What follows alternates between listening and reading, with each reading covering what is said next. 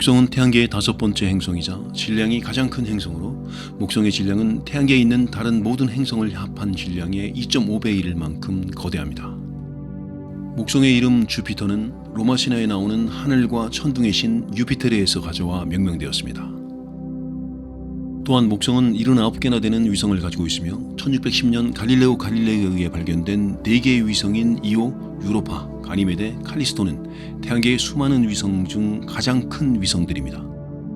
목성은 오래전 고대 천문학자들에 의해 발견되었을 만큼 인류에게 오랜 기간 알려진 행성으로 이 행성에 대한 인류의 관심은 아주 오래전부터 이어져 왔다고 할 수 있습니다. 우주 관측 기술이 발전하고 탐사 기술이 개발되기 시작하면서 1973년 이후 본격적인 목성 탐사가 시작됩니다. 목성은 단단한 표면이 없고 대기와 유체 내부 사이에 임계점만으로 구분되기 때문에 목성으로 진입하는 탐사선은 압력에 짓눌려 결국엔 파괴되는 것을 고려해야 합니다.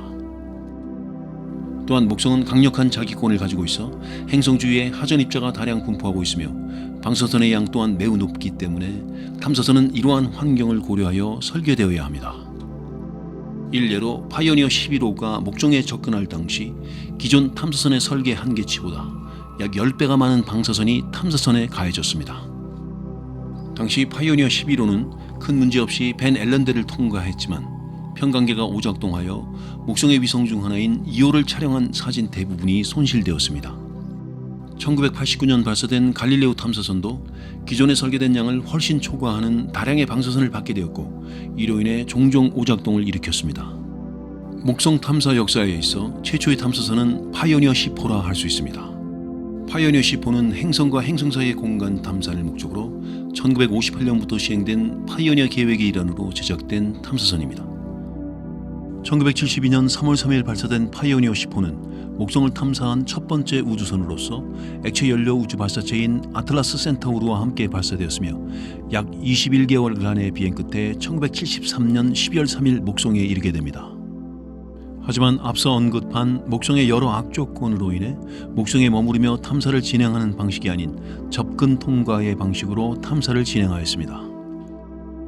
목성에 접근하여 여러 사진을 보내온 파이오니어 10호는 계속해서 비행을 이어나가며 1976년에는 토성의 궤도에, 1979년에는 천왕성의 궤도에, 그리고 발사 약 11년 후인 1983년에는 해왕성의 궤도를 횡단하게 됩니다. 이렇게 비행을 계속한 파이오니어 10호는 발사 지점에서 약 30년 이후까지 데이터를 전송해 오다가 2003년 1월 23일 아주 약한 신호를 끝으로 교신이 끊어지게 됩니다. 파이오니어 10호에는 미국의 유명 천문학자 칼 세이건의 의견으로 금속판이 장착되어 있는데 이 금속판은 외계 생명을 향한 메시지를 새긴 것으로 지구의 위치와 남녀 인간의 모습 등이 기록되어 있습니다.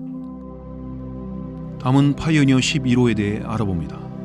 파이오니어 11호는 10호에 이어 1년 후인 1973년 4월 6일 발사되었으며 이는 목성을 두 번째로 탐사하고 토성과 토성의 태를 탐사한 최초의 탐사선입니다.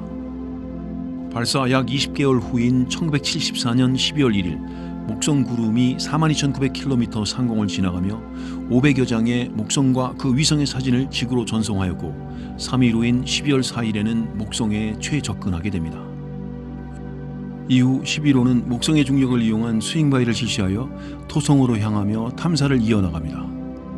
여기서 스윙바이란 우주선이 적은 동력으로 먼 거리를 항해하기 위해 다른 행성의 중력을 이용하여 가속하는 방법으로 이 방법을 이용하면 우주선의 가속뿐만 아니라 감속 또는 방향을 전환할 수도 있습니다. 파이오니어 11호도 10호와 같이 금속판을 장착하고 있었으며 계속해서 항해를 이어가다가 1995년 시점에 전력 저하로 인해 운영이 정지된 것으로 알려져 있습니다. 다음은 보이저 1호입니다. 보이저 1호는 1977년 9월 5일 발사된 태양계 무인 성간 탐사선입니다. 보이저 1호는 미국의 외태양계 연구를 위해 시행한 보이저 계획의 일환으로 이 계획을 통해 목성, 토성, 천왕성과 해왕성 등의 천체들을 탐사하게 됩니다. 1977년 발사된 보이저 1호는 1979년 목성에 이르러 사진 촬영을 시작합니다. 목성에 가장 근접한 시기는 1979년 3월 5일로 목성 중심에서 34만 9천 km 거리까지 접근하였습니다.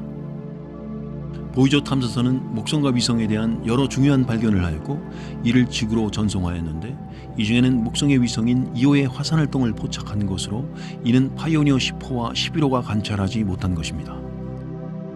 다음은 보이저 2호입니다.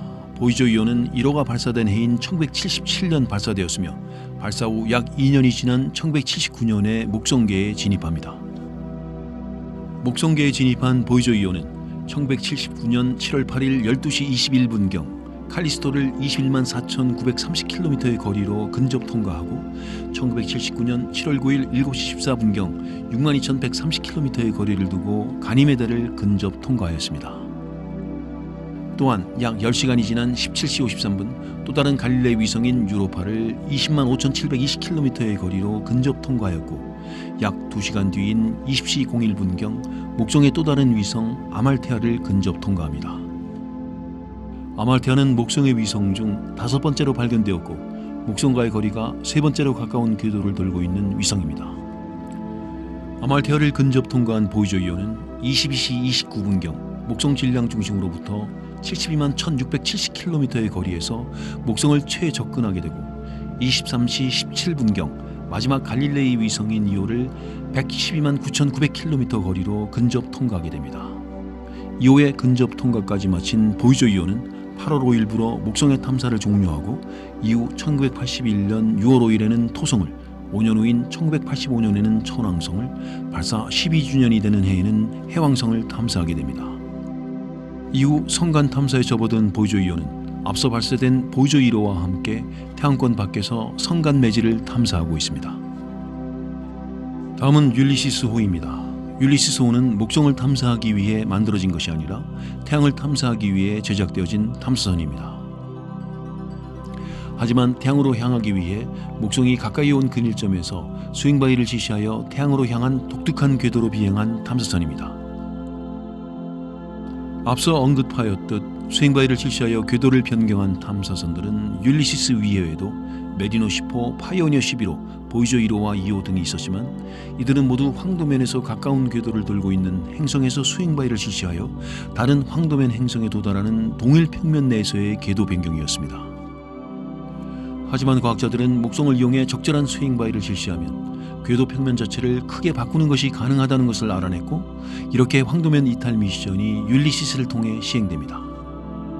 1990년 10월 6일 우주 왕복선에 의해 지구 저궤도로 올려진 율리시스호는 지구 저궤도에서부터 고체 연료 로켓을 사용해 목성으로 향하게 되며 이때 율리시스의 궤도는 근일점인 목성과의 거리가 1AU, 원일점이 태양에서 목성까지 거리인 5AU가 되는 호만 전위 궤도였습니다.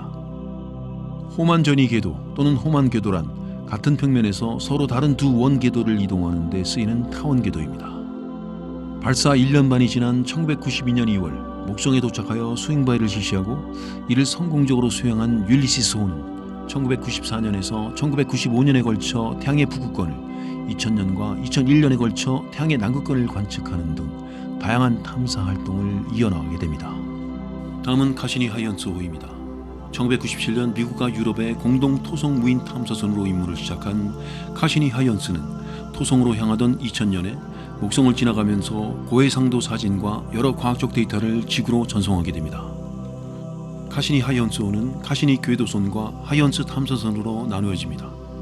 하이언스 탐사선은 2004년 12월 25일 모선 카시니호로부터 분리되어 2005년 1월 14일 타이탄의 대기권에 진입하였습니다. 카시니호는 한 달 정도 기간 동안 목성을 촬영하였고 총 2만 6천 장의 사진을 지구로 보내게 되는데 이 사진을 통해 아주 상세한 목성 전체 모습을 그릴 수 있게 되었습니다. 카시니호가 목성을 통과하며 보낸 이 사진 자료들로부터 얻은 가장 큰 성과는 목성의 대기 순환에 대한 자료입니다. 목성의 대기에는 옅은 구름이 있는 하얀색 영역과 검은 줄이 번갈아 나타나는데 카시니호가 촬영한 사진을 보기 이전의 과학자들은 일반적으로 지구에서 구름이 생기는 곳이 상승 기류가 존재하는 곳이기 때문에 목성 대기의 하얀 영역 또한 상승 기류로 간주하고 있었습니다. 그러나 카시니호가 보내온 사진을 분석한 결과 목성 대기의 검은 줄에서 상승하는 하얀색 폭풍 구름이 들어있음을 발견하게 되었고 이는 너무 작아 지구에서는 보이지 않았었습니다. 그래서 카시니호가 보내온 사진으로 인해 목성의 검은 줄이 상승 기류이고 하얀 부분이 하강 기류라는 사실을 새롭게 알 수 있게 되었습니다. 명왕성으로 향했던 뉴 호라이즌스호 또한 스윙바이를 하기 위해 목성으로 향했습니다.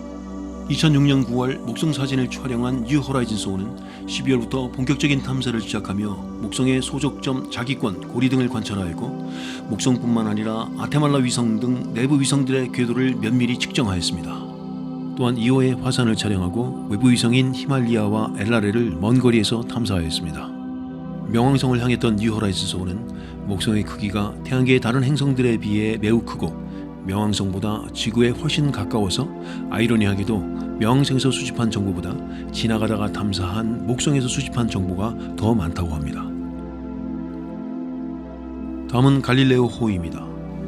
1989년 10월 18일 목성 탐사선으로 발사된 갈릴레오호는 갈릴레이 위성 또는 갈릴레오 위성이라 불리는 목성의 주요 4개의 위성을 발견하며 목성 탐사와 연구에 지대한 영향을 미친 르네상스 시대의 과학자 갈릴레오 갈릴레이 이름을 가져와 명명되었습니다. 갈릴레오호는 최초로 목성 궤도에 진입한 탐사선으로서 발사 약 6년 후인 1995년 12월 7일 목성 궤도에 성공적으로 진입하여 2003년 목성과의 충돌을 통한 임무 종료까지 약 8년간 목성을 공전하였습니다. 갈릴레오호는 탐사 기간 동안 목성계 전반에 관한 방대한 자료를 모았는데 갈릴레오 위성 모두를 근접 통과하였고 또 다른 목성의 위성 아말테아에 근접하여 관측을 진행하였으며 1994년 발생한 슈메이커 레비 9 해성과 목성과의 충돌을 기록하였고 1995년 12월 목성의 대기 속으로 직접 탐사정을 보내기도 하였습니다. 또한 목성 자기권의 전체적인 구조와 역학적 과정을 확인하였고 목성고리의 형성 과정을 이해하는 데 도움을 준 많은 자료를 수집하였으며 가니메데 위성에서 위성 최초의 자기장을 발견하고 유도 자기장 분석을 통해 유로파, 가니메데, 칼리스토 내부에 염분기가 있는 바다가 존재할 가능성을 제시하는 등 갈릴레오 탐사선은 임무 기간 동안 셀 수 없을 만큼 많은 과학적 성과를 내게 됩니다. 다음은 주노호입니다. 주노호는 2011년 목성 탐사를 위해 발사되었으며 발사 5년 후인 2016년 목성의 극궤도에 진입하였고 현재 목성의 중력장, 구성, 대기, 극지방의 자기권, 자기장 등 목성에 대한 다양한 탐사를 진행하고 있으며 목성 형성 과정의 실마리를 찾기 위한 연구와 목성의 질량 분포비, 대기권, 심층부의 물 함유 정도 등 수많은 정밀 탐사를 진행하고 있습니다. 현재까지 임무를 이어오고 있는 탐사선 주노는 나사에서 밝혀진 바로 올해 2011년 7월 목성과 충돌하여 임무 종료를 예정하고 있습니다.